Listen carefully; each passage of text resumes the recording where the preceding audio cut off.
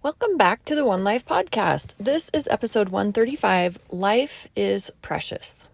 As I have mentioned before, I work as a hospice chaplain and I love my work. We all die, and most of us don't have the privilege of knowing when that will happen.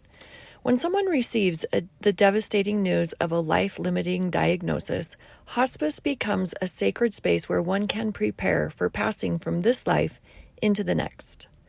One of the main concerns of the hospice company is human dignity and allowing the patient to create the experience that they want to have.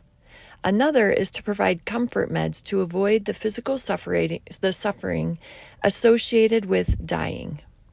Because it turns out that dying is hard work. It is excruciating work for the patient and all their loved ones. Here in Colorado, we have a program called MAID, which stands for Medical Assistance in Dying. MAID is completely separate from hospice. People who meet certain requirements, including a life-limiting diagnosis, passing a mental evaluation, and a 7 to 14-day waiting period, can opt to take a drug cocktail that will put them peacefully to sleep, from which they will never wake up. The whole process is overseen by an attending physician. I have had several patients opt to use MAID. As the chaplain, I can minister to the patient and family leading up to the MAID appointment and minister to the family following the death, but I cannot take part in the ingestion of the medication. For many people, MAID seems like a compassionate alternative to suffering to the bitter end. As an employee, I am bound to support the decisions of my patients. My professional opinion is that my patients and families get to decide what is right for their situation.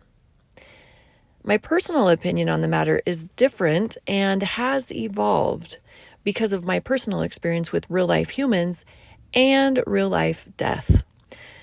Oh, you'd like to hear my personal opinion? I'm so glad you asked. So I hold the personal belief that God appoints the day of our birth and the day we die. I believe that mortality works, and when we choose to end life prematurely, we miss out on the progression God has designed and assigned for us. I believe every ounce of living we do on this earth serves our eternal progression. I also believe that the body and the spirit are the soul of man and woman.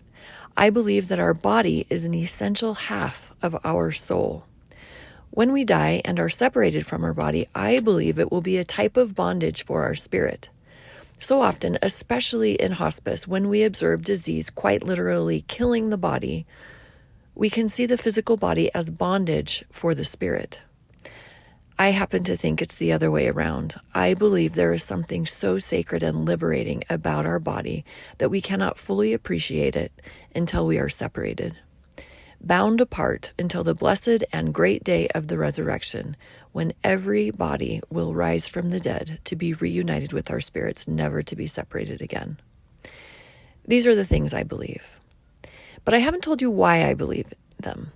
So tune in tomorrow and I'll share one of my treasured experiences with life and death and my sweet baby boy Jonah. And so life is precious. Today's invitation is to pause with me for a moment and feel the joy of being alive. I invite you to take a deep breath in. Fill your belly, fill your lungs. Breathe in all the love and joy and gratitude for your life. Breathe out any discouragement, stress, or disappointment that you may be carrying. One more time, breathe in faith and hope and love. And breathe out anything that does not serve you. And then go hug the people you love and tell them, life is precious. May we all treat it so. Until next time, keep living your best life.